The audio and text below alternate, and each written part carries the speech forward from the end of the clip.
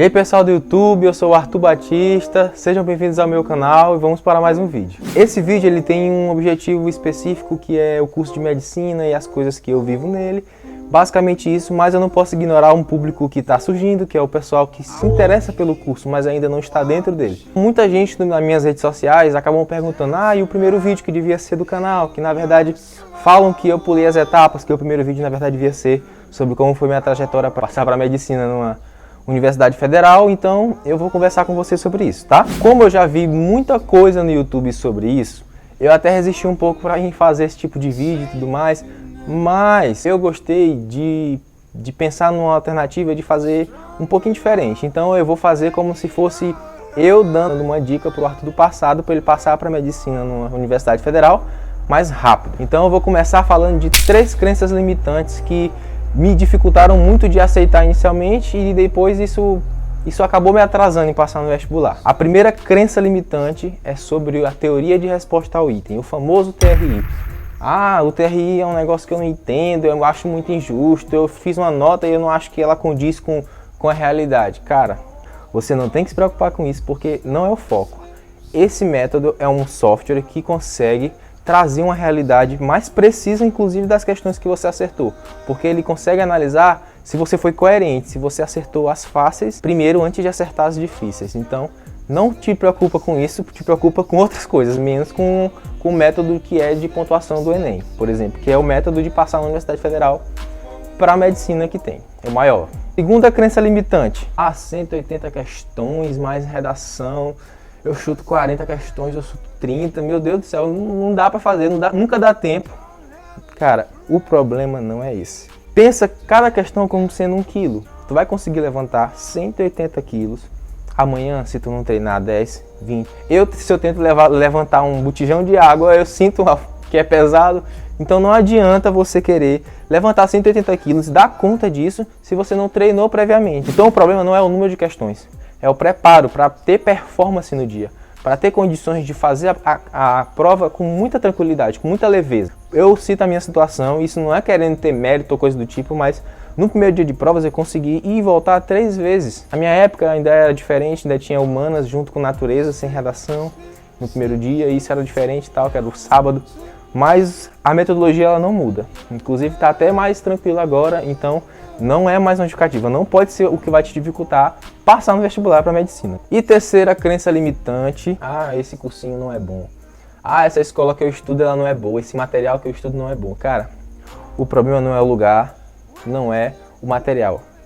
Não está fora, o problema tem que estar em resolver as questões internas. Porque se você consegue resolver o que está te limitando, você consegue compensar em outros fatores. Eu, por exemplo, meus amigos que vão assistir esse vídeo vão pensar em mim, porque eu, por exemplo, mudei de cursinho várias vezes, mudei de estado para tentar passar no vestibular, fiz isso e demorei 3 anos para conseguir esse objetivo. Eu digo para você, Arthur, que está agora tentando, por exemplo, que é você vestibulando, que está tentando medicina, que sonha esse curso. O problema é primeiro resolver as questões internas.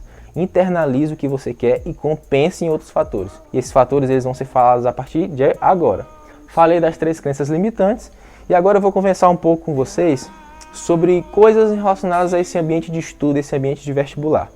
A primeira coisa é, eu vejo uma pessoa estudando de um jeito, mas eu não estudo daquele jeito não. O melhor método de estudo é aquele que funciona para você. Não adianta uma pessoa estar em cima da cama, em pé, gritando, repetindo as coisas, sendo que aquilo ali não funciona para você, então não faça isso. Se aí não funciona para você, então pronto. Agora, se você não tem uma metodologia de estudo precisa, está procurando isso, eu te aconselho a estimular 3 tipos de memória. A memória auditiva, a memória visual e a memória motora. Escreva o que você quer aprender, veja o que você quer aprender e escute o que você quer aprender. Com o tempo você vai desenvolver a melhor forma que funciona para você. Arthur, e como é que eu sei a forma que funciona para mim? Você tem que ter métrica de desempenho, você tem que saber quanto você está fazendo. Para isso você tem que entrar na próxima dica. Fazer com que você reproduza a situação do dia do vestibular na prática com antecedência.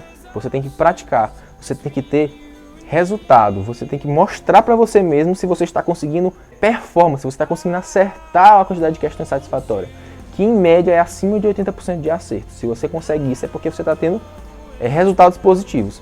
Não adianta também você querer estudar um bloco de conteúdos que tem sentido, junto com um bloco de conteúdos que não tem. Primeiro você tem que absorver uma parte que tenha sentido. Inclusive eu estava conversando com uma moça que está aqui atrás olhando. Conversei com ela sobre um assunto de química que tem relação, por exemplo, com método de separação de misturas e tem relação com essa parte de saber átomos, moléculas, substâncias e por aí vai. Isso tudo está correlacionado. Se você estuda isso junto, por exemplo, você tende a render mais. Você não pode estudar isso com, por exemplo, funções orgânicas, que aí sua mente vai ficar tentando entender coisas que naquele momento não importa. Você tem que dividir para conquistar. Próxima dica que eu falo sobre estudo é sobre a questão dos simulados.